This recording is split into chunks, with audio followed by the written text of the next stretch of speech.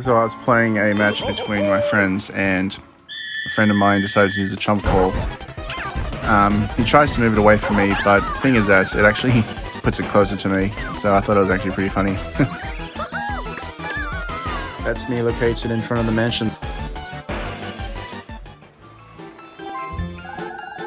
At the end of the game, I actually ended up coming second. The person that won was actually Waluigi. He ended up winning by getting the Bowser Space bonus.